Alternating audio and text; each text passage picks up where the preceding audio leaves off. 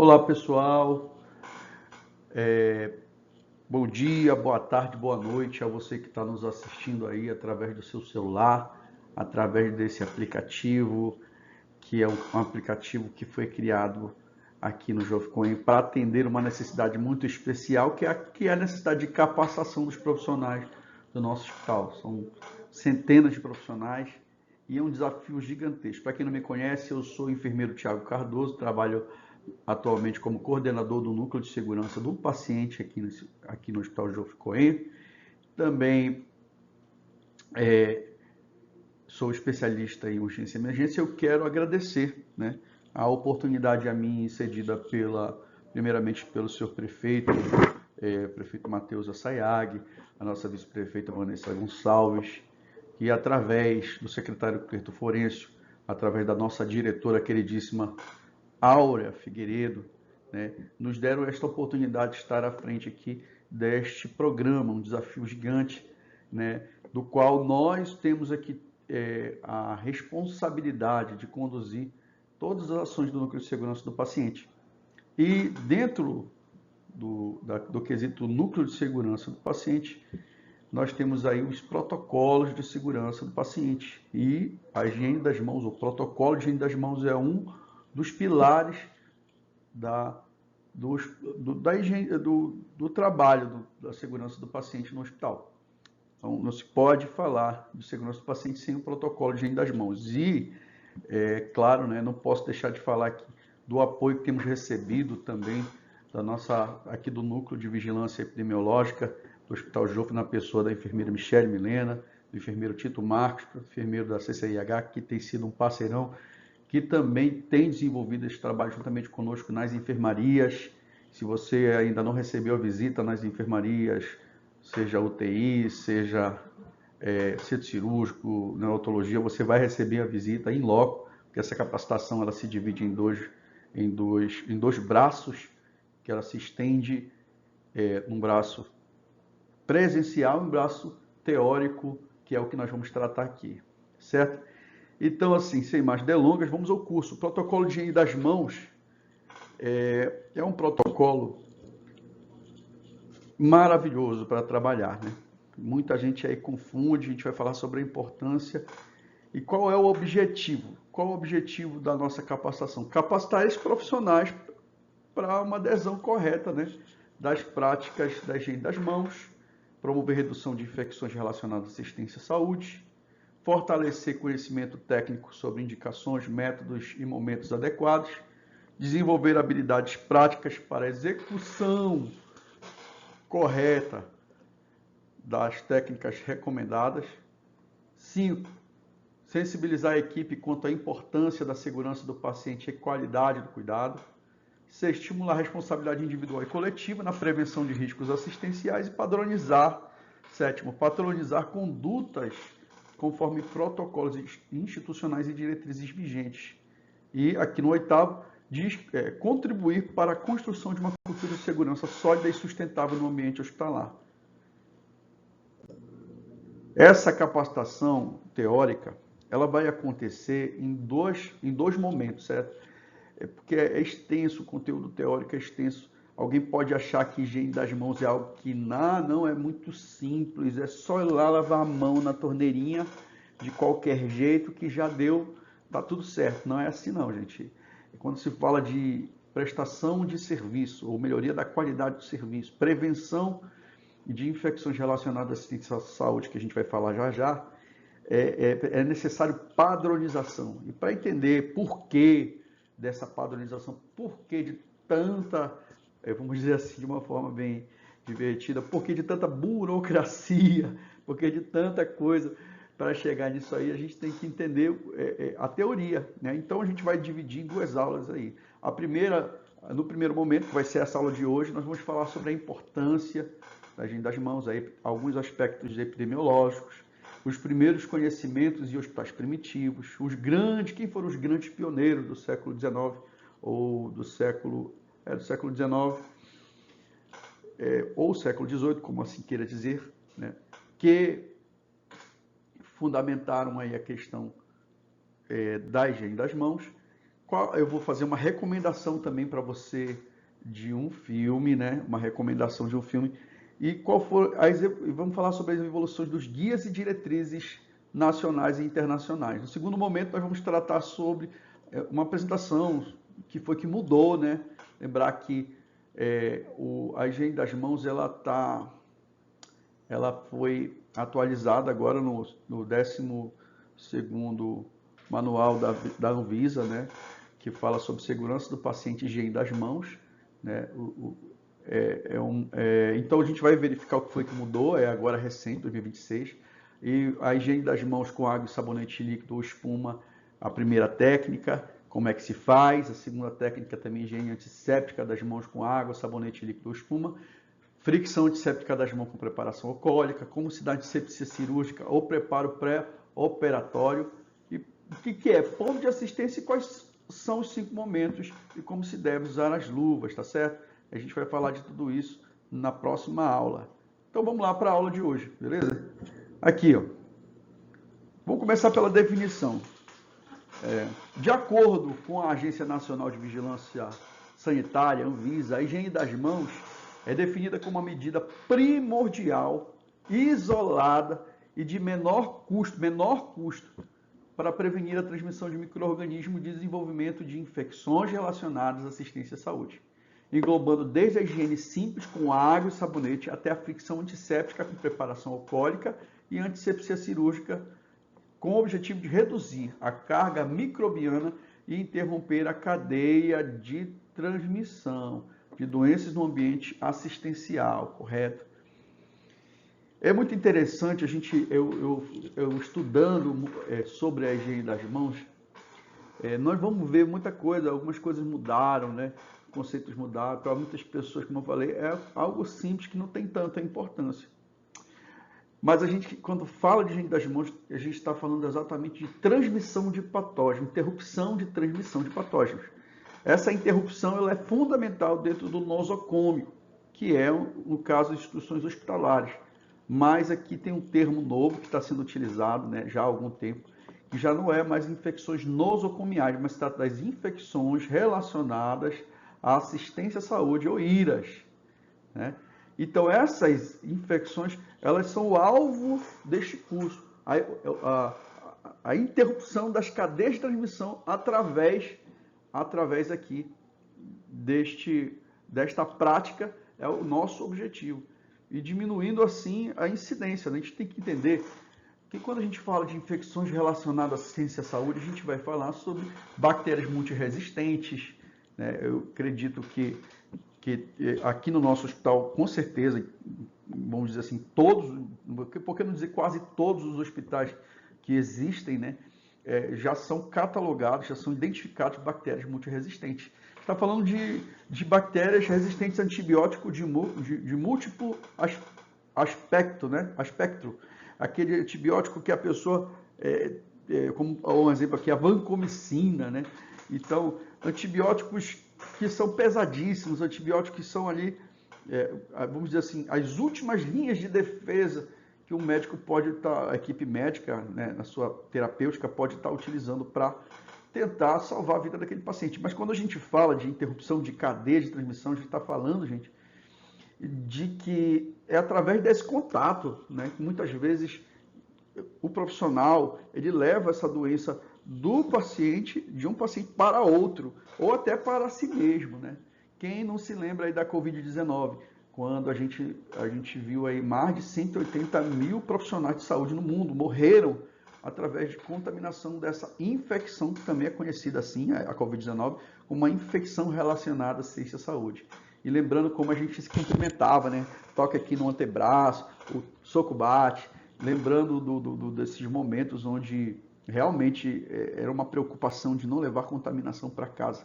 E a higiene das mãos, ela trata disso. Até mesmo da prevenção de eu levar, prevenir, fazendo isso eu previno de levar essa infecção até para o meu ambiente domiciliar. Não somente aqui de um paciente para o outro, ou do paciente para o ambiente hospitalar, ou até mesmo para levar, né, no caso, como eu falei, para dentro de casa, para dentro do domicílio. Lembrar que não são só bactérias, né? A gente está falando de vírus, fungos, né? enfim, todo micro-organismo que pode causar patologia, né? E isso aí realmente tem que ser uma preocupação nossa, enquanto profissionais de médicos, enfermeiros, fisioterapeutas, assistentes sociais, todos o pessoal dos serviços gerais. Essa capacitação ela tem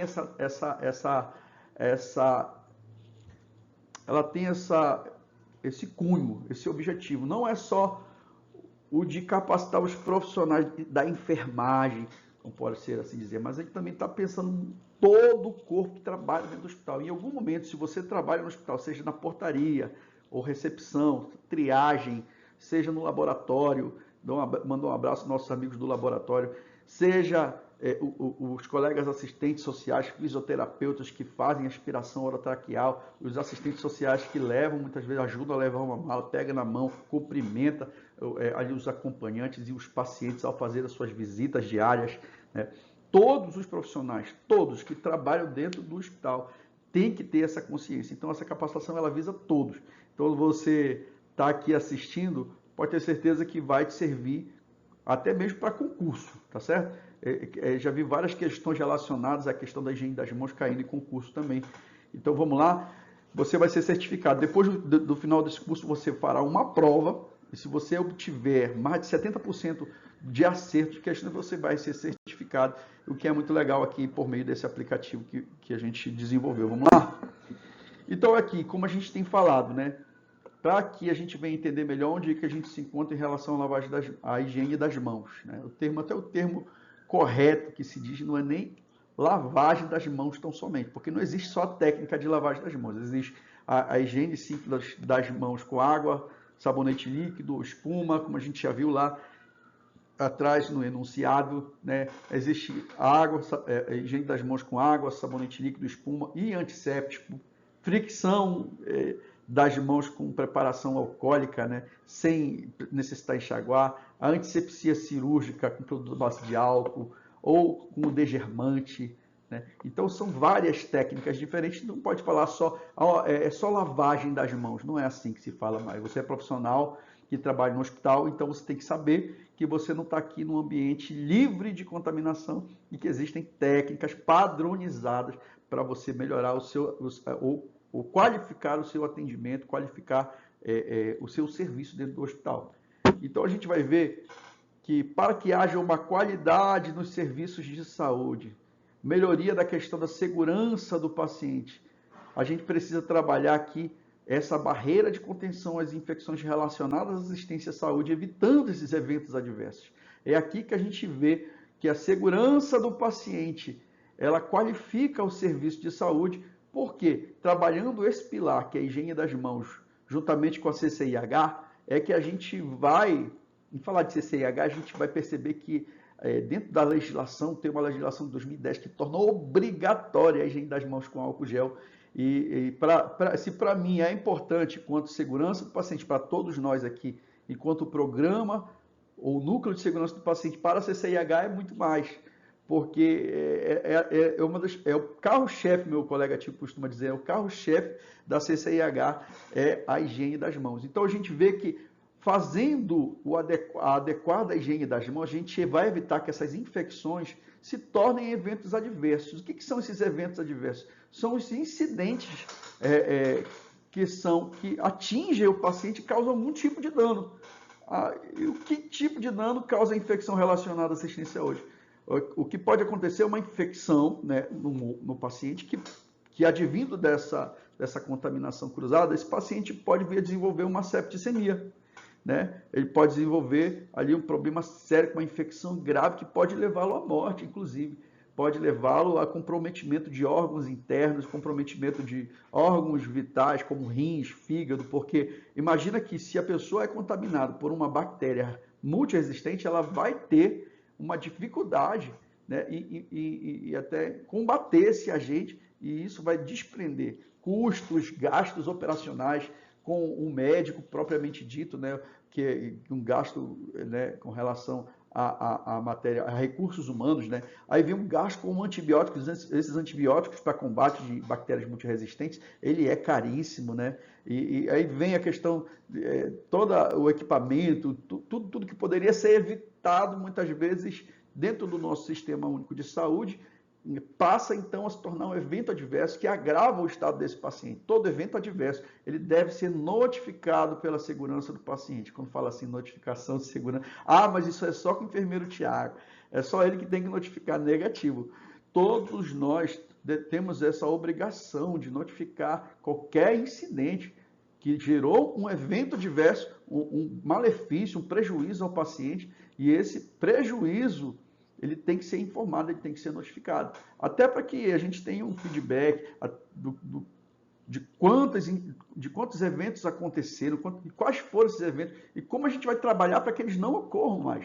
Então, isso é um processo, né? E a segurança do paciente está presente sim, mas aqui é uma responsabilidade de todos. Entende-se que o coordenador do núcleo de segurança do paciente, ele vai dar um direcionamento, ele vai te oferecer pilares de conhecimento para você não cometer o erro, mas ele também nós esperamos, né, que haja uma conversão na higiene das mãos, com todo esse trabalho, com todo esse esforço, tá certo?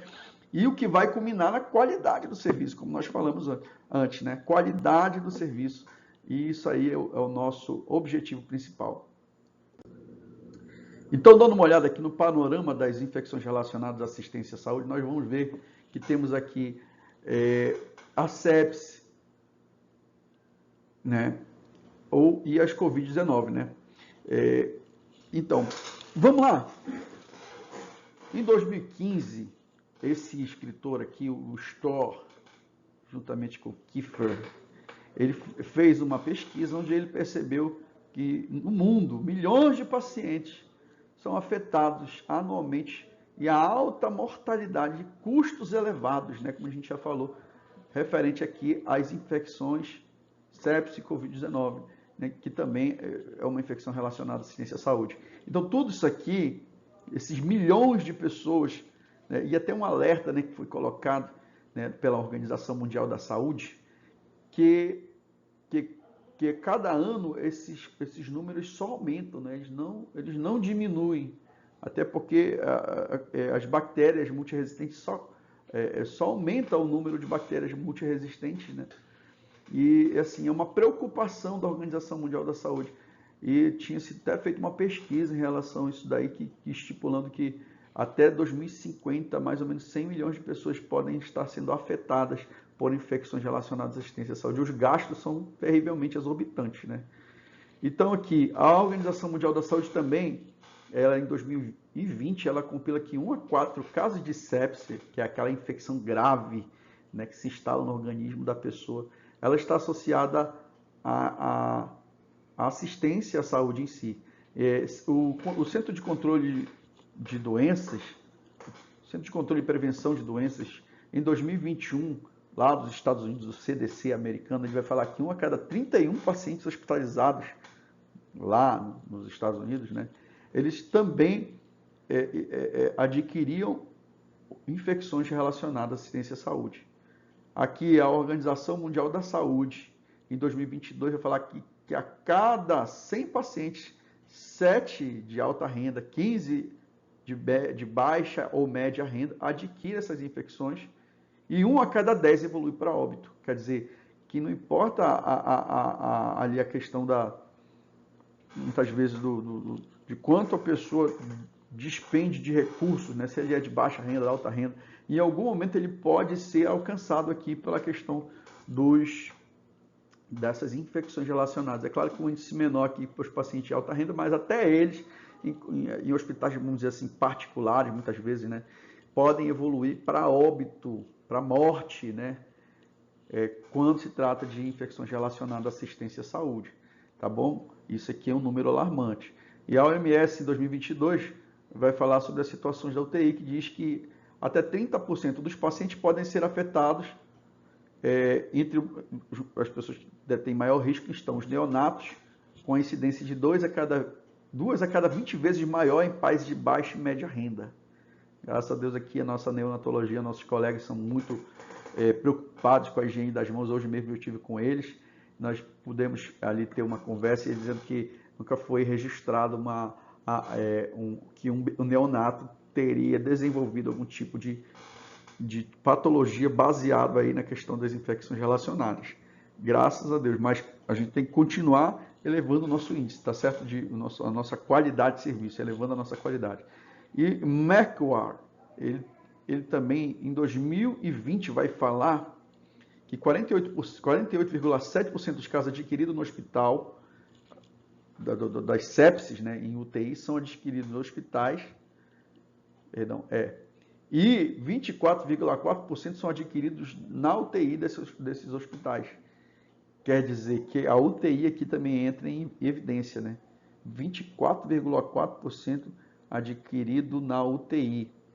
Machado e Silva, né, entre 2012 e 2017, lançam aqui que a situação do Brasil, no Brasil, né, 60% dos casos de sepsis são decorrentes de infecções relacionadas à assistência à saúde, e a mortalidade de 53,3% é de 53,3% entre as pessoas que adquirem essas sepsis, tá? E 37,6% dos óbitos em UTI com infecção. Então, assim, é um índice altíssimo, né? 60% dos casos de sepsis são decorrentes dessas infecções e a mortalidade é de 53,3%. E 37,6% desses óbitos, olha só, estão ocorrendo nas UTIs no Brasil, né? Abas e Roa, através aqui desse documento, que ele também vai falar em 2021 o impacto recente da Covid-19, né? Onde diz que até 41% das infecções ocorrem em serviços de saúde, onde profissionais são, é claro, também afetados, né? Com infecções que variam de 0,3% a 43,3%, e na Covid de 2021 foram registrados entre 80 a 180 mil mortes de profissionais de saúde. Então, para você ter uma ideia, um índice alarmante, 41% das infecções durante o ano de 2021, né, aqui nessa pesquisa referente à Covid, né, elas ocorreram no serviço de saúde. As pessoas procuravam o hospital, procuravam o posto de saúde, e lá acontecia dela se contaminar com o Covid, né? Triste isso, né? Aqui, dentro do cenário epidemiológico das RAM, que fala aqui, RAM é os micro-organismos multiresistentes, né? A gente vai ver aqui os principais patógenos em destaque aqui no mundo. Aqui está o Staphylococcus aureus, né? Aureus, que é resistente à meticilina, multiresistente, né? O enterococo, também resistente à vancomicina. Essa vancomicina aqui é um antibiótico de largo aspecto, né? Bem pesado mesmo. O Acinetobacter baumannii e a Pseudomonas aeruginosa, né? Resistente aos carbapenêmicos. Os Clostridioides difficile, ou difficile, que é a bactéria formadora dos esporos que causa diarreia grave hospitalar. O vírus respiratório SARS-CoV-19, né, que a gente fala, o SARS-CoV-2, cuja carga viral nas mãos está diretamente ligada à dinâmica dos surtos. De acordo com a Anvisa, as mãos dos profissionais de saúde são o principal veículo de transmissão cruzada de patógenos. Olha só o que a Vigilância Sanitária está nos avisando aqui, está nos dando alerta, né? Então, aqui no Brasil, qual que é as RAM, as bactérias multiresistentes que são encontradas aqui? No contexto nacional, os dados de bactérias multiresistentes, né, são notificados à Anvisa pelos hospitais com leitos de UTI, não são diferentes, né?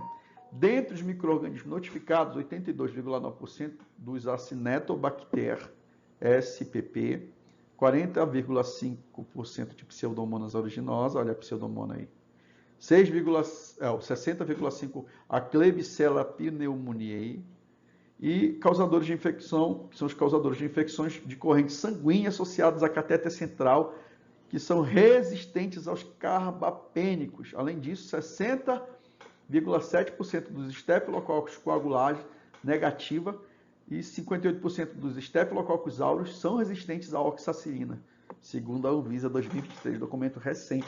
Olha só que interessante. Olha só, meu colega Tito vive falando a respeito dos catéteres, né? Da inserção dos catéteres venosos centrais, né? E muitas vezes os colegas aí negligenciam esse passo tão importante que é a higiene das mãos. Isso não pode ser negligenciado. Tem que estar paramentado, tem que fazer a higiene da forma correta, para que não haja problema, né? Nós temos aqui na UTI, e acho que na sala vermelha do JOF, nós temos o Rio Hand Scrub, né? Rio Hand Scrub. O que é? É um método que é um produto à base de álcool e alguns químicos que são estudados previamente, né? É feito ali toda uma pesquisa, todo um estudo, e esse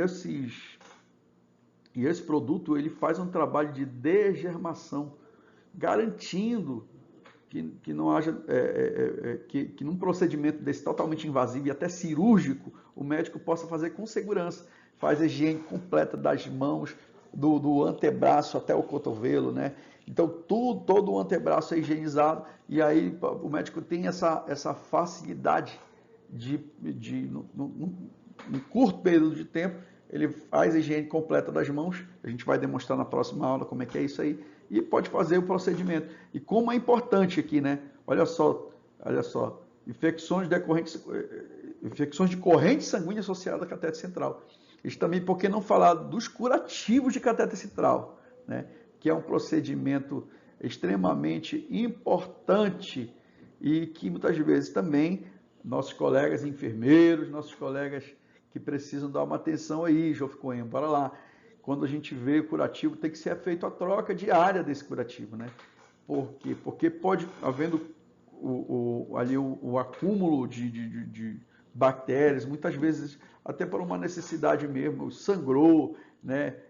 Ali na localidade, precisa ser feita a troca e é um procedimento esterilizado, né? Um procedimento que o enfermeiro deve fazer. Nesse caso, não é o técnico, é o enfermeiro. E lembrar que a higiene das mãos nesse momento é muito importante. Tá bom? Vamos lá, vamos continuar a nossa aula. A gente vai falar sobre os primeiros conhecimentos de hospitais primitivos. No ano de 325 d.C., os primeiros hospitais foram criados no Concílio de Nicéia.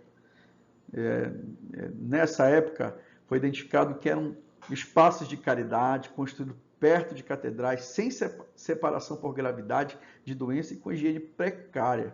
Então, assim, pode imaginar a loucura que era 325 d.C., né? Como era aquela situação onde muitos pacientes vinham a óbito por sepsis e nem sabiam por que morria, né? Então, era uma vala de esgoto passando e somente era associado o cuidado aos doentes à igreja, né? Então, não era dissociado esse cuidado.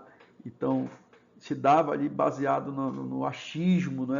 no métodos empíricos que muitas vezes não levavam em consideração a questão da higiene, de medidas sanitárias, né? Segundo, já no século XIX, o James Young Simpson constatou que a mortalidade em amputações hospitalares era de 41,6% contra apenas 10,9% quando feitas em domicílio.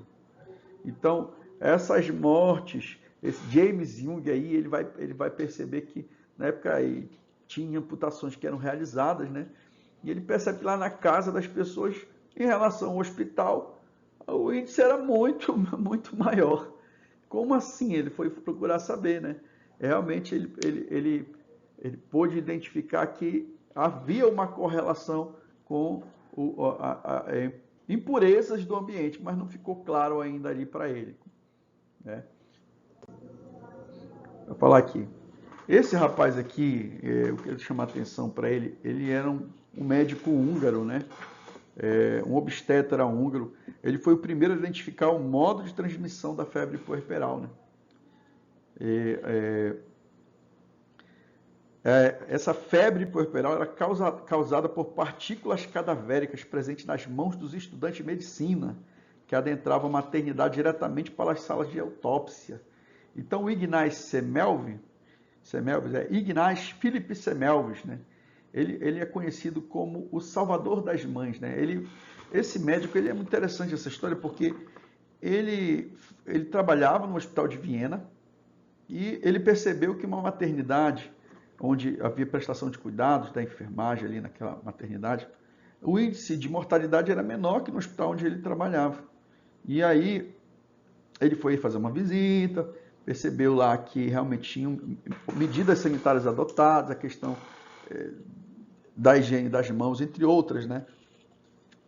E o Ignaz Semmelweis adota essas práticas no hospital onde ele estava. Ele foi muito rechaçado pela equipe médica na época, né? Mas com a lavagem das mãos com solução clorada, ele reduz a mortalidade, que era de 12,2%, muitas vezes chegava até 18%, 20%, cai para 1,2% em menos de um ano. Então ele salvou muitas mulheres. As mulheres tinham medo de parir no hospital por conta disso aí. Já o John Snow, em 54, né, ele é considerado o pai da epidemiologia, porque ele comprova estatisticamente a transmissão orofecal para rastrear o surto de cólera em Londres, causado por água contaminada, né? Ele era um médico inglês, né? Ele está hoje realmente conhecido como pai da epidemiologia moderna. Ele aplicou abordagens estatísticas e epidemiológicas para investigar um surto de cólera, como a gente já falou aí, que se dava por, ele chega à conclusão que se dava por transmissão oral fecal. Naquela época, os médicos eles conheciam, eles exploravam muito essa teoria dos miasmas, né? Que as doenças vinham por um ar estranho, desconhecido, e surgiam do nada a doença, né? Já a Florence Nightingale nasce em 1820, a 1910, né? Em 54 ela se torna a precursora da enfermagem moderna, implementando rigorosas medidas de higiene, de limpeza, lavanderia, dieta, saneamento da Guerra da Crimeia, onde ela atuou com louvor, né? E reduziu a mortalidade dos soldados feridos de 60% para 2,2%. A Florence, então, ela foi convidada para cuidar desses feridos dessa batalha, né? E ela atuando nessa guerra, ela percebeu a precariedade, né? Não havia conforto, escassez de medicamento, a prestação de assistência era inadequada, então a falta do acesso e transporte desses pacientes e assim vários casos de infecções pós-operatórias, né? Falta de vestimento, pré-qualidade de alimento, água potável, esgoto a céu aberto, ratos e insetos ali. Então ela instala divisão de corredores, ela abre janela, cuida da higiene, cuida dos utensílios, né? Faz uma medida rígida de limpeza, de higiene e cai aí a mortalidade dos soldados de 60 para 2,2, um verdadeiro anjo, né? E tá aqui, e como ela se correlaciona com a higiene das mãos? Porque ela aplica essas práticas aí à questão das medidas sanitárias, né? Medidas de controle empiricamente, logicamente ela não sabia precisamente ainda, né, quais eram os agentes patológicos, mas já desconfiava que podia também vir através desse ambiente contaminado, sujo, né? Então, uma verdadeira heroína, Florence Nightingale. E eu vou falar sobre o Joseph Lister, que introduziu a técnica de asepsia cirúrgica, utilizando compressas e borrifos de fenol e ácido carbônico em salas cirúrgicas e diminuiu aí a mortalidade. Nós falamos um pouco dele, né? Mas vou falar aqui que esse camarada aqui foi aquele que descobriu a questão das amputações em domicílio, né? Foi ele que percebeu que lá no domicílio o índice era muito menor do que no hospital e ele então puxa essas práticas aí de borrifar o fenol, o ácido carbônico, né, nas salas cirúrgicas e diminui assim a mortalidade, também correlacionando. Aí a gente vai identificar três homens aí que foram grandes homens também na descoberta, na era dos pioneiros da microbiologia, né? O primeiro aqui a falar, o Anton van Leeuwenhoek, é bem difícil esse nome, hein? Ele é considerado o pai da microbiologia, o primeiro a observar micro-organismos através do microscópio que ele constrói, né? Ele descreve bactérias, protozoários, espermatozoides, grande precisão, né? E suas descobertas abriram caminho para o estudo do mundo invisível. Já o Louis Pasteur, que nasce em 22, morre em 1895, ele desenvolve a teoria germinal das doenças, provando que micro-organismos causam infecções. Ele que criou a pasteurização, que é o método que reduz micro-organismos em alimentos e bebidas. E produziu vacinas importantes, como da raiva e antrax. Né? O Pasteur ele foi convidado por uma empresa, né, a desenvolver um trabalho para descobrir por que as bebidas dessa empresa, era vinho, era, enfim, bebidas, né, azedavam. E aí ele vai lá e ele aplica o método de fervura com resfriamento rápido, onde ele descobre que eram bactérias, que eram alguns agentes causadores ali, provavelmente eram bactérias, né, que causavam essa fermentação na bebida, dava aquele azedume. E ele então cria o método da pasteurização, que até hoje nós usamos, né? Até você vai ferver o leite aí, né? Você está aplicando o método da pasteurização do Louis Pasteur. O Robert Koch é o cara, né? Porque ele identifica os agentes causadores da cólera, da tuberculose, do antrax. Esse cara, ele que fez o postulado de Koch, que ele estabelece a relação entre os micro-organismos e doenças. Seu trabalho consolidou a microbiologia como base científica, tá aqui ele aqui, ó, do diagnóstico e controle de infecções. O Robert Koch, então, ele vai trabalhar dentro desse trabalho dele em alguns pilares, né, que vai fazer com que realmente fechar mesmo a construção desse processo para descobrir de onde vinham as doenças. Então, ele faz a detecção do micro-organismo nos indivíduos doentes, né? Ele aplicou várias metodologias de observação. Ele fez isolamento cultivando os agentes patogênicos em laboratório a partir do material doente. E ele faz a inoculação para infectar um organismo saudável com a cultura isolada, produzindo sintomas. E, por último, ele vê a questão da recuperação, onde ele reencontra e isola o mesmo micro-organismo no hospedeiro recém-infectado. Então, ele fecha toda a linha de contágio de alguém com um determinado patógeno.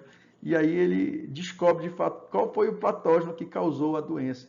Então, o Robert Koch, ele valida, finalmente, o que dizia lá o Ignaz Semmelweis, né, valida a importância da higiene das mãos, porque, por meio também dela, pode ser que algum desses patógenos contagie alguém. Então, daí a gente vê aí, interessante falar do Semmelweis, estudando a gente fica assim, né? Claro, muitos colaboraram para a construção desse conhecimento, mas assim, o que me toca é saber que esse médico, ele não teve reconhecimento em vida, né? Ele chega a ser internado e morre num hospital psiquiátrico, mas hoje ainda se fala da descoberta dele, né? E a gente vai falar sobre isso. Aqui, mais uma vez, falando sobre o Robert Koch, né? Criando a teoria microbiana, né? O Louis Pasteur, que derrota a teoria da geração espontânea ao comprovar a teoria microbiana da fermentação, e o Anton van Leeuwenhoek, que descobriu o microscópio, que ele denominava de animálculos, né? Aquilo que ele via ali, que ele não sabia direitinho o que era, mas já sabia que se mexia ali. Então, daí você vê, né, como é que é. E aqui a gente vai passando um pouco aí da história, agora a gente vai falar sobre as diretrizes. Uma coisa interessante, né? Muita coisa foi formulada até chegar onde a gente está hoje. Vamos lá ver? De 75 a 85, o CDC, o Centro de Controle de Doenças americano, ele publica os primeiros guias formais focados em lavagem das mãos com sabonete comum e água, reservando o álcool apenas para emergência. Olha, o álcool já era utilizado. De 85, o álcool já era utilizado nos Estados Unidos. Em 2002, também o Centro de Controle de Doenças americano, ele substitui o termo lavagem das mãos por higiene das mãos para englobar a fricção antisséptica e preparação alcoólicas. Olha que interessante, né? Que eu tinha falado, lavagem e higiene das mãos. O termo correto é higienização das mãos, ou higiene das mãos, tá? Porque engloba várias técnicas. O álcool passou a ser o método preferido. Em 2004, a OMS criou a Aliança Mundial para a Segurança do Paciente e lançou a estratégia multimodal, que era focada em 5 eixos, com os momentos e a mudança do sistema do ponto de assistência. Os 5 momentos, né, e a mudança de sistema no ponto de assistência. A gente vai falar aqui, tem um cartaz aqui que a gente divulga muito, falando sobre os 5 momentos para a higiene das mãos e a mudança, quais são, basicamente, o que consiste o ponto de assistência em si, né? Que é onde reúne-se o profissional, o paciente e o cuidado a ser prestado, né? Então, a OMS lança essa estratégia multimodal, uma estratégia muito importante, muito top mesmo, onde a gente vai ver que não é só os profissionais de saúde que são envolvidos, mas também a gestão é envolvida. Existe toda uma preocupação para que o profissional lá na ponta possa ter as melhores oportunidades, né? Favorecendo para que ele vá lá e higienize suas mãos e as contaminações sejam ali detidas, né? Onde se avalia até, inclusive, o produto que está sendo utilizado. Se esse produto ele tem validade, se ele tem aceitabilidade para os profissionais. Né? Em 2005 foi lançada uma campanha global chamada Clean Care and Safer Care, que significa uma assistência limpa e uma assistência segura. Uma campanha promocional da Organização Mundial da Saúde também. E em 2009, a publicação do Whole Guideline and Hygiene Healthcare, em 2009, né? Que são as diretrizes da OMS para a higiene das mãos e serviços de saúde. A gente citou atrás aí o WHO, né? WHO, esse guideline aí, e que foi feito em 2009. Ok?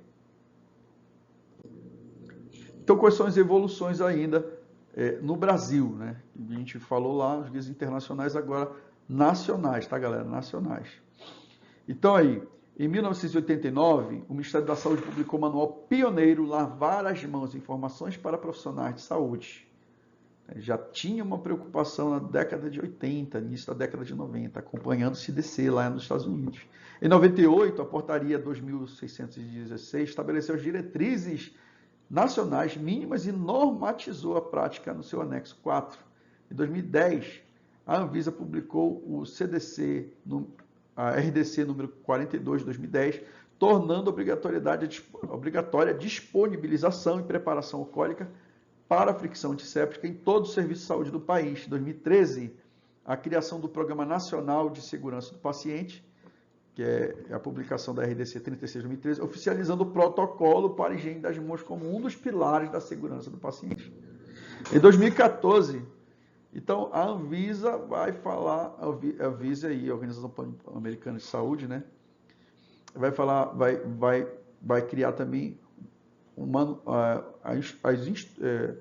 algumas normativas sobre higiene das mãos, a saúde extra-hospitalar e domiciliar e nas instituições de longa permanência.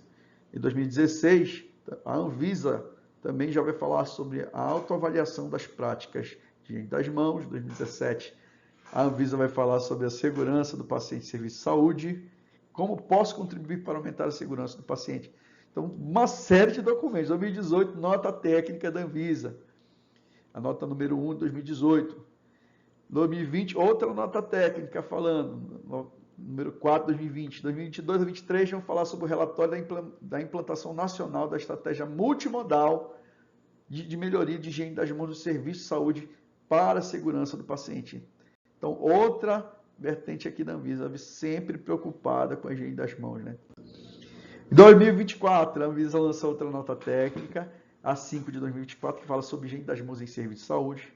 A Anvisa, junto com a OPAS, a ABI, a CVE, elas vão falar sobre o projeto de implantação nacional da estratégia multimodal e melhoria da higiene das mãos em serviço de saúde e segurança do paciente. Em 2025, os mesmos órgãos vão falar sobre o projeto de implantação, novamente, da estratégia multimodal. Aí, em 2025, também, o Ministério da Saúde, Anvisa e Fiocruz falam sobre o protocolo nacional, eles criam, para a prática de higiene das mãos em serviço de saúde. Em 2026, a Anvisa publicou a segunda edição do caderno, ou caderno 12, né, de higiene das mãos, atualizando as orientações nacionais com base nas novas evidências científicas, reforçando o monitoramento da adesão à higiene das mãos como estratégia para a segurança do paciente. Então, vocês podem ver aí que todo esse processo, ele não vem de hoje, vem de muito tempo, né? Instituições de saúde internacionais, como o CDC, a Organização Mundial da Saúde, a Organização Pan-Americana de Saúde. Então, todos, né, a Anvisa, todos eles estão preocupados, né, com a transmissão dessas infecções relacionadas à assistência à saúde. E para fechar, gente, nós vamos dar uma olhada aqui na recomendação de um filme que nós estamos fazendo para você. Você que pode, em nenhum momento aí no seu momento de descanso, assista esse filme aí, Dr. C. Melvis, 2023. Ele vai falar sobre a história, um pouquinho da história do Dr. C. Melvis, né? Que ele era um médico, durante uma epidemia isolada na maternidade de Viena, ele tenta acabar com essa febre chamada febre puerperal, certo? E o médico, ele decide contrariar todas as teorias tradicionais da época, como ele foi contrariado, né? Então, gente, vamos lá ver um trecho desse filme para a gente ver do que se trata. Que é isso? Alvejante em pó. O que está fazendo? Você vai estragar as camisas. Sumiu. O que sumiu? A sua sanidade?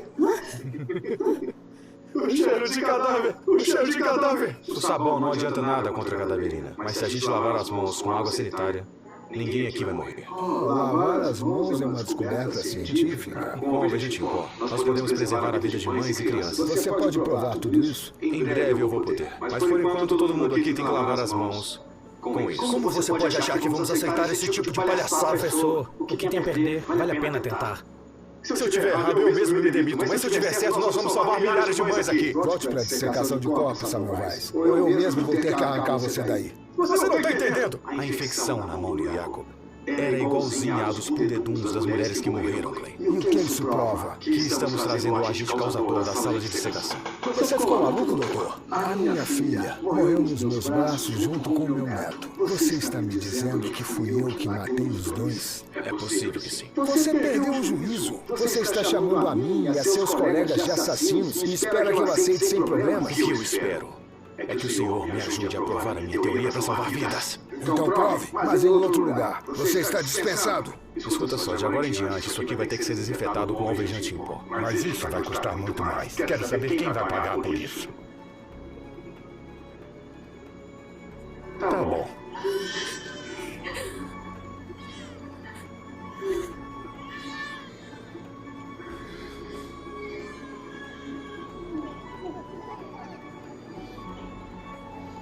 Você não vai me deixar entrar na minha própria clínica? Não, até que o senhor lave as mãos. Tudo bem. Essa comédia vai durar só mais 2 semanas mesmo. Eu espero que traga resultados. Já temos um. 8 mulheres deram à luz na última semana. E todas estão saudáveis.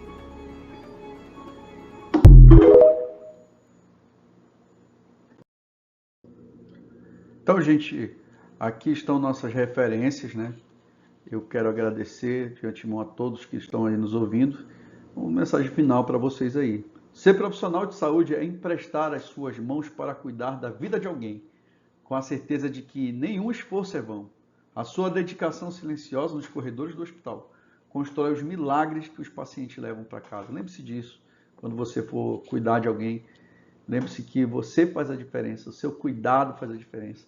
Não importa qual é o setor que você trabalhe, e não importa qual a tua atividade dentro do hospital, mas o teu cuidado, o que você faz, pode ter certeza que tem uma recompensa em si quando a gente vê um paciente saindo do hospital recuperado, sabe, do seu problema de saúde. Isso é muito gratificante. Um abraço para todo mundo aí e vamos em frente até a próxima aí, tá bom, gente? Um abraço.